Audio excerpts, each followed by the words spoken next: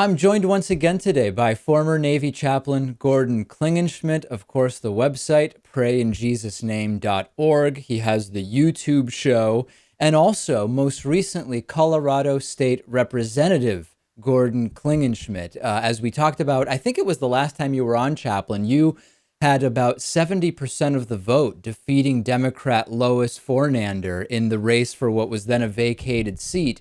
How are things going legislatively? What have been some of your big legislative accomplishments to date? Well, thank you, David, for having me on the show.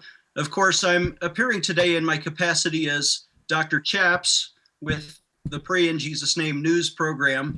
I am not speaking for the Republican Party, No, although I can that's for talk sure. about We'll talk about politics. that a little bit later. Yeah, it seems the last thing they want is you speaking for them, but go on.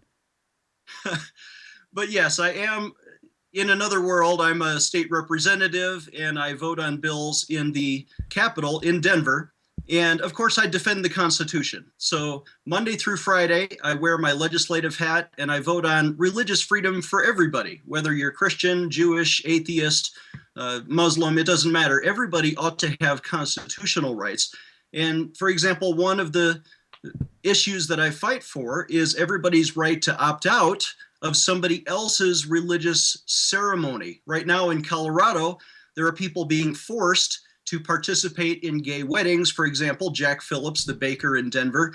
And our Colorado Constitution says that you don't have to support somebody else's religious ceremony, but he is being forced by government sword to do that. So we're Well, let's trying to take it a fight step for at a time, though, because Chaplain, whoa, you're blowing things up all of a sudden. Couple things on that. Number one, if there's a gay couple getting married, that is not by definition a religious ceremony, right? They're being married. It's a civil marriage by the state. So first of all, if someone were, let's put aside for a second that I don't think anyone is being forced to participate in the gay wedding.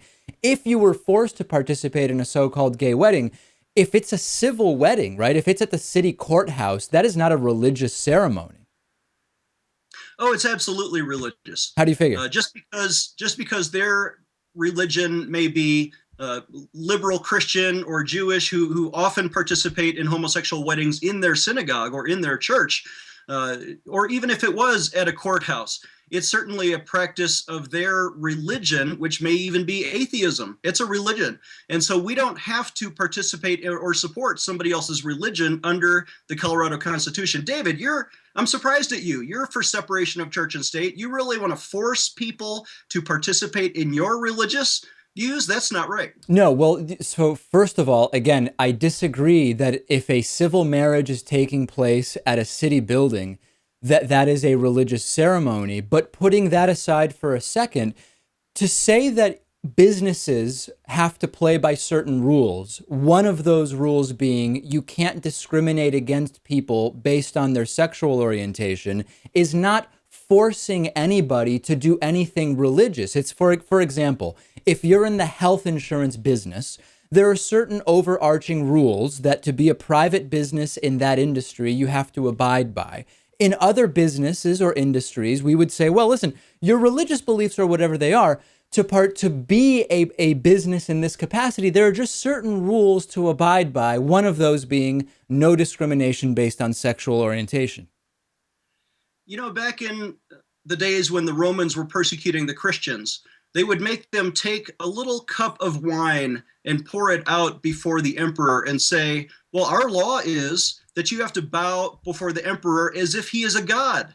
And then we'll let you do business. Then we'll let you keep your life. But if you don't do that, then we're going to kill you because you refuse to worship Caesar as if he is God. Yeah. If you truly believe in separation of church and state, then you've got to stand up for people like Baronel Stutzman, the florist, who is being forced. Do you think she's not being forced? She's losing her business. Or, of course, the Huguenons, the photographers in New Mexico. Yeah, but Chaplain, these things have nothing. The business owners may say it's about religion, but from the point of view of the state, they're just not allowed to discriminate on the basis of sexual orientation or race or gender or whatever else. You're making it about religion, but it's not. It's very simple non-discrimination statutes. Well, Christians do have sincerely held views of conscience, and it's harmful to the gay person for us to violate our conscience and say, oh no, your sin is not really sin. We're going to bless that. We're going to endorse that as if it is good, because that hurts and it deceives the gay person into hell. When we give our endorsement, our blessing, it's almost like we're saying God approves that. And God does not approve that. That would be a lie. We would be lying to the people we're called to love. Yeah. So we would rather love them and tell them the truth. Well, it may almost feel like that to you, but it's actually not from the point of view of the law. But we're probably not going to agree on this. I do want to get to one of the areas where you made some news lately, which is that after the Boy Scouts of America said, we're no longer going to ban gay adults from being troop leaders or being involved in the organization, you said that this is a really big risk to kids because they're essentially at risk of being molested by gay scout leaders. Is the implication there that gay people are more likely to be child molesters than straight people? Is that what you're implying? Well, they're certainly not as trustworthy as straight people. If you ask the average Christian parent, who do you want to be a babysitter for your kid? Do you want somebody that has a history of being out there sexually, or do you want somebody who has a history of being conservative sexually? It's a matter of trust for the parents ought to have control of their own children. But hold on a second, Chaplain. We've got to let's do an analysis of what you just said. You said that gay people are certainly not as trustworthy as straight people, and as evidence of but hold on a second. And as evidence of that, you told me that if you ask Christian parents who they would trust more, they wouldn't trust the gay person more. But that's a logical fallacy there. That's like if I say to you, listen, Chaplain, police... Well, hold on a second, Chaplain. Hold on. Let me just follow the logic here. If I say to you, doctors are not trustworthy, and you say to me, David, give me some evidence of that. And I say, hey, I just polled 20 parents and they don't trust doctors. That's not evidence that the doctors are not trustworthy or worthy of trust. All it is saying that there's a group of parents that doesn't trust doctors. That's essentially what you said. Well, it's the same with the new policy in the Boy Scout. There will be a group of troop leaders who don't trust and do not select open homosexuals to be their troop leaders. And the reasons for that may be numerous. Maybe the person is immoral in some other way, but certainly if they're out there, listen, the Boy Scout oath says that we are to honor God and to keep ourselves morally straight. That's right there in the Boy Scout oath. Now they're violating that, turning it on its head, saying, no, you don't have to be morally straight, and you can still be a leader of the Boy Scouts, not just a leader, but an adult sleeping with teenage boys in the woods. That is going to lead. Now, listen, Jim McDonough is a city councilman, I think in Minnesota. I talked to him on the phone. He is suing the Boy Scouts. Why? Because as a 40-year-old man, he remembers what it was like when he was 12, when he was in the woods with his Boy Scout leader who molested not just him, but 4 other boys are in that lawsuit. And we need to stand up against this. The Boy Scout change in policy is making boys more vulnerable to lawsuits like this. And it's ultimately going to lead to the destruction of the Boy Scouts, I'm afraid. I just have a hard time taking seriously this sort of moral stand that you're making with regard to the risk of child molestation by adult gays in the Boy Scouts when you recently had Dwight Daugherty, a right-wing activist who was twice convicted of sexually assaulting children, presumably heterosexual as far as I know. You had him on as a sort of expert. Shouldn't we be worried about that? Well, the challenge is that not every child molester tells you that he is a convicted child molester. Right, but they're also not all on your program, and you had one on your show. Yeah, we had no idea. Honestly, we met this guy at the Western Conservative Summit. He's a black guy, wants to talk about conservatives of color and race issues from a Republican perspective. Great. He was recommended to us. Great. We interviewed him. He talked about that. Never once told us of his past background. If he had told us, we probably would have chosen not to interview him. So, would you accept that defense from a liberal group who had a convicted child molester on their ranks? Would you say, well, hey, listen, they just didn't know. They didn't look into it. It's no big deal. It's no indictment on them at all. Is that the same defense you would give of a liberal group? Well, it's certainly the defense I would give of a parent who wants to hire a babysitter. Okay. They really maybe they ought to do a background check and find out, hey, this guy's a convicted child molester. I'm not going to have him sleeping in the woods with my sons unsupervised. The Boy Scouts ought to be doing background checks on every one of their troop leaders before they hire them to make sure that they're not have a history of abusing children. So if the Boy Scouts do that, if the Boy Scouts take your advice and they say, okay, we're not going to focus on labels like sexual orientation. We're just going to do a background check and look at what the facts are with regard to individuals' past. Why wouldn't you be okay with a gay or straight troop leader as long as the background check was clean, right?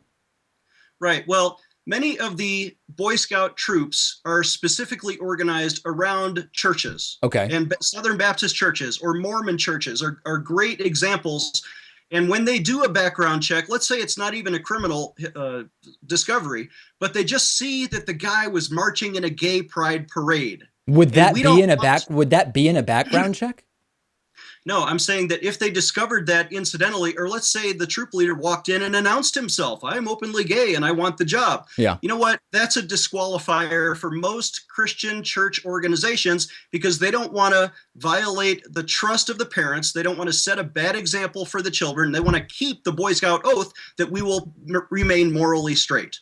Well, that's certainly a sad commentary on a lot of those groups. I want to very quickly, in the limited time we have left, just go back to what you alluded to at the beginning. After you made those comments, the Colorado Republican Party said, we condemn what Gordon Klingenschmitt is saying about the Boy Scouts and child molesters and gay people. Your relationship with the Republican Party is not particularly strong right now, is it?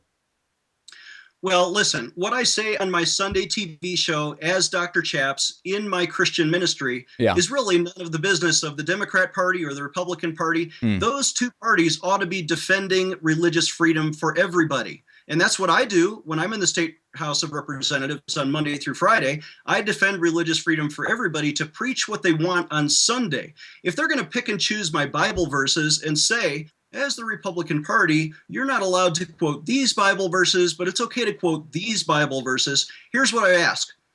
Just pick out a Gideon's Bible, take it out of a hotel room, and take a black magic marker and mark out all of the Bible verses that I'm not allowed to quote in church, and then mail it to me.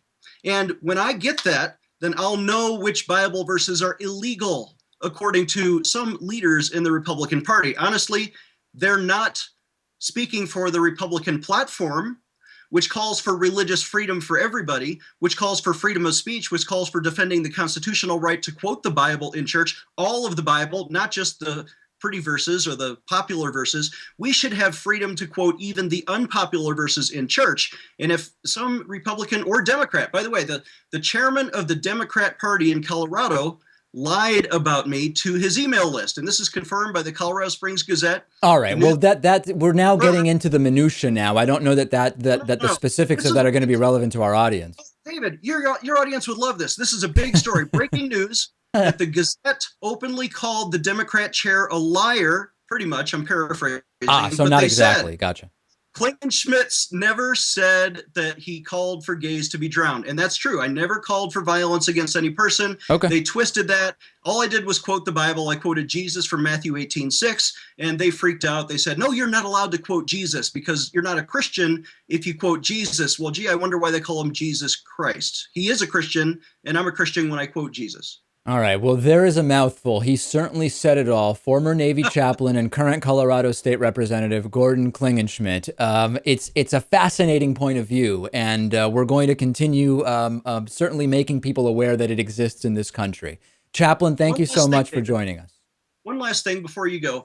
When we all stand before God someday, we're not going to bow our knee to the Republican Party. We're not going to bow our knee to the Democrat Party. We are going to bow our knee to Jesus Christ. And if they disagree with him, then let him decide. If there's ever been a more heartwarming message, I've certainly never heard it. Chaplain, thank you. Thank you, David. God bless you in Jesus' name. Bye-bye.